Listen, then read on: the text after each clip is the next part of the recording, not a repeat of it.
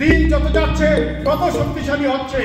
যথাযথ মর্যাদায় ও ভাবগম্ভীরের মধ্য দিয়ে মহান বিজয় দিবস উপলক্ষে আলোচনা সভা অনুষ্ঠিত হয়েছে ইতালির জেনোভা শহরে।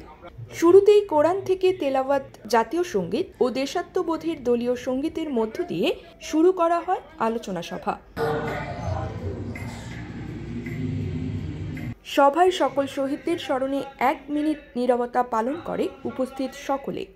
জেনোভা বিএনপির সাধারণ সম্পাদক নাজমুল বেপারী ও জেনোভা যুবদলের সভাপতি সজীব শিকদারের যৌথ সঞ্চালনায় অনুষ্ঠানের সভাপতিত্ব করেন জেনোভা বিএনপির সভাপতি আবু কালাম ফরাজি। সে সময় আলোচকরা 71 সালের মুক্তিযুদ্ধের ইতিহাস তুলে ধরেন।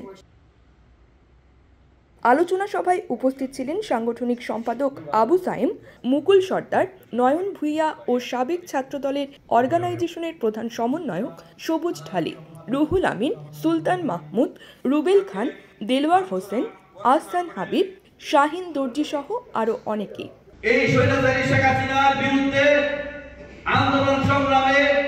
সে সময় ইতালির ভেনিস থেকে আগত বিএনপি নেতা উদ্দিন পাবেল ও জসিম উদ্দিন, বাংলাদেশ জাতীয়তাবাদী দল বিএনপি ও যুব দলের নেতৃবৃন্দ উপস্থিত ছিলেন।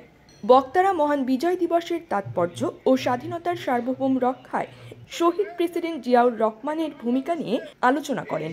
বক্তারা বলেন, শহীদ প্রেসিডেন্ট জিয়াউর রহমান 1971 সালের 26শে মার্চ স্বাধীনতার ঘোষণার মাধ্যমে মহান মুক্তিযুদ্ধের সশস্ত্র সংগ্রামের নেতৃত্ব দিয়েছিলেন।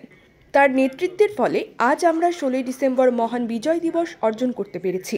স্বাধীনতার ঘোষক শহীদ প্রেসিডেন্ট জিয়াউর রহমান ও সকল শহীদদের প্রতি বিনম্র শ্রদ্ধাঞ্জলি কামনা করে ও দেশনেত্রী বেগম খালেদা জিয়ার সুস্বাস্থ্য কামনা করে অনুষ্ঠান সমাপ্ত করা হয়। রাজপেশাতে বসে রাষ্ট্র পরিচালনা করেন নাই, যেভাবে উনি যে কিলার ছিলেন শেখ হাসিনা, ওই নীতির সাথে সে রাজনীতি করেন নাই। মুজিবুর রহমানের মতো করে সে রাজনীতি সরে নাই। আমরা সাংগঠনিকভাবে দিন যত যাচ্ছে তত শক্তিশালী হচ্ছে, কারণ এটা শহীদ জিয়ার দল, এটা ন্যায়ের পক্ষের দল, এটা বাংলাদেশকে গণতান্ত্রিক প্রতিষ্ঠার দল।